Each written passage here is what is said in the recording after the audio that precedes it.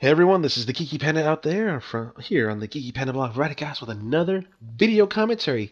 This time it's going to be Battlefield 3 yet again, but I'm ready and prepared for Battlefield 4. But are you?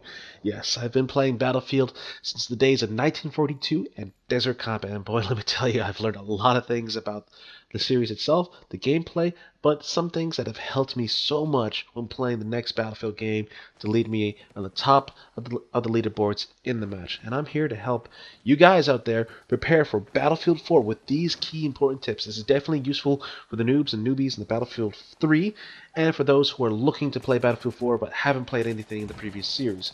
So get out your pens, get out your thinking caps, and listen well, because these tips will help you become a better player, not necessarily skill-wise, but overall as efficient gear in in the machine of your team. So let's get started, shall we? First and foremost, PTFO. And for those who don't know that acronym, it is play the fucking objective. I don't know how many times I've been so annoyed with my teammates, like in Rush or Conquest, not playing the fucking objective and just literally just killing the team. That's good. You're killing team. You're reducing the numbers. But you know what? It doesn't fucking help us if the MCON station is undefended or we need to attack it, or that Conquest flag point is under attack and we desperately need your help with that vehicle. So please play the objectives. If you are in an objective-based match, which Rush is a attack and defense scenario, Conquest is a capture and hold scenario, capture the flag is self-set and team deathmatch. But if there is an objective in the game, do it. You can kill people as you're doing the objective, because you're going to be right there in the thick of things. The reason why I like Rush so much is because you're concentrated on two certain points where you're going to find the enemy.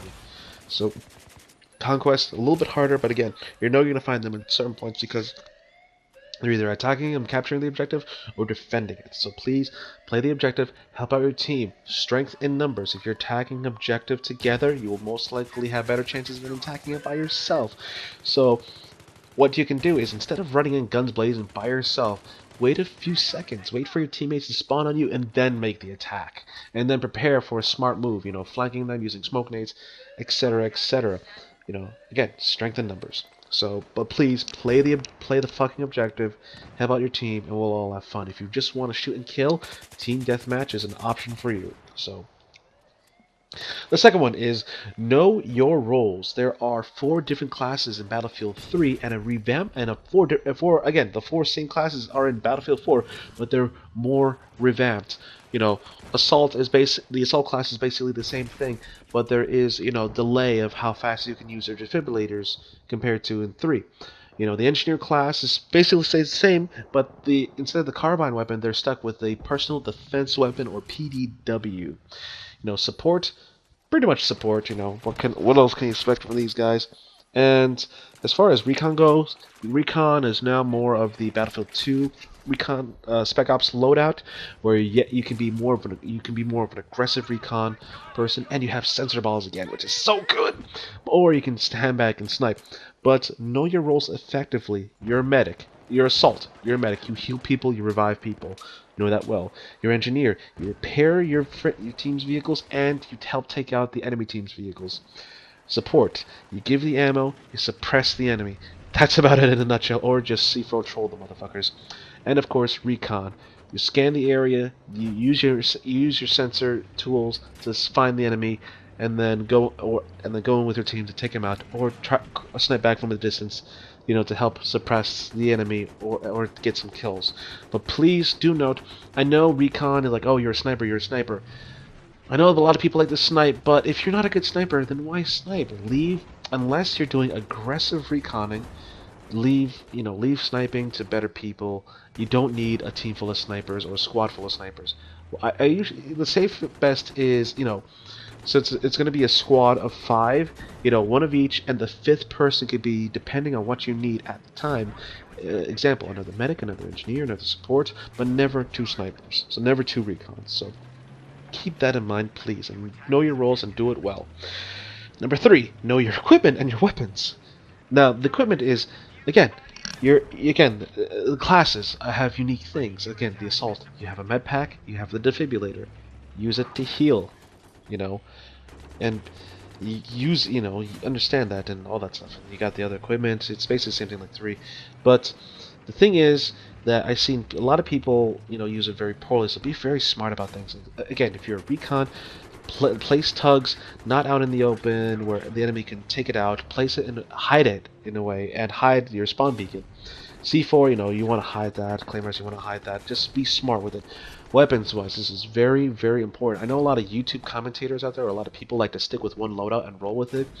For me, if you have noticed in my videos, I am always switching my loadouts. I'm always changing weapons. I am always modifying the attachments. Reason being is, don't be afraid to switch it up depending on how the match is going. For example, I'm an assault, I'm healing, I'm an assault, I'm healing people, I'm reviving people just fine, but oh wait, there are two tanks and an enemy vehicle coming on my position. There's already another assault guy healing the people, so I'm gonna change to an engineer to help out my other buddy trying to take out these vehicles, or if I'm playing out an open field, I'm gonna have like an assault rifle, or something that can go the distance. But if I'm in a close quarters type of scenario, SMG or shotguns is the way to go. So again, change your change your guns depending on what's going on. Change your rolls depending on what's going on. And please be smart about this. And of course, change your attachments too. Sometimes that having a bipod, having a foregrip on an LMG is nice when you're in a more close quarters situation. But out in the open, you're going to need that bipod and lay down the suppressions. So just please understand that. So don't be afraid to change what you need to do. Don't be even afraid to pick up the enemy or friendly, equipment or class drops after they die, so you can perform their roles instead of waiting on them to respawn on you. So, number 4 is please stop it with the. I am so fucking annoyed with this. Please stop with the bad fucking revives.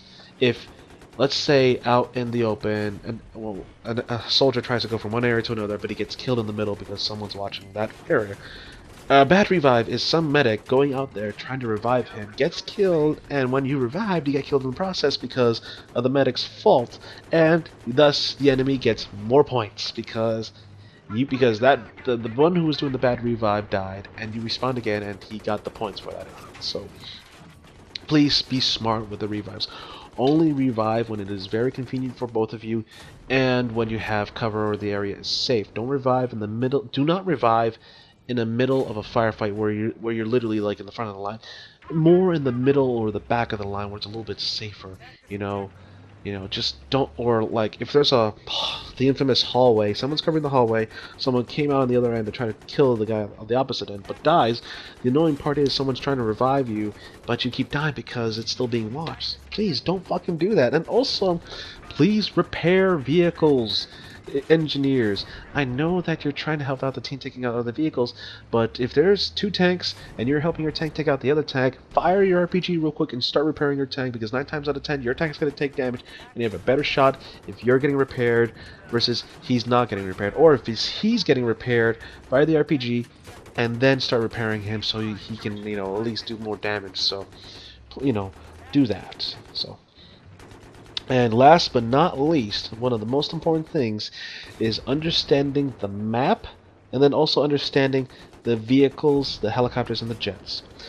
Understanding the map is very important, especially with the location of the objectives, the spawn points, the vehicle spawns. If you know them, you have a better idea, and you know the map. And if you know the map layout as far as good choke points, good flanking maneuvers, you can really help out your team, opting for a better path than like a kill zone, basically. So please understand the map. You don't need to study it through and through like a college professor. Just at least know the basic layout of it, And understanding the vehicles, the jets, the helicopters, etc., etc. I'm not saying, if you're a newbie, don't go in a very competitive, professional match and use the vehicles if you're not good at it, because 9 times out of 10 you're gonna have people like me yelling at you saying, "Why are you in the vehicle? Let me fly the helicopter. I'm better at flying. Oh, you crashed it. You suck. Fuck you." Again, understand how to use your vehicle, how to use the vehicle, the perks of the vehicle, and also what's the vehicle's strong points and weaknesses are depending on the perks that you choose. Example, tanks and you know, LAVs and stuff like that, they're, you know, you always have reactive armor on because it's just another layer of armor that they have to destroy to get to your main armor. You know, in certain situations like an urban setting, I always like to use infrared to spot the infantry a lot better.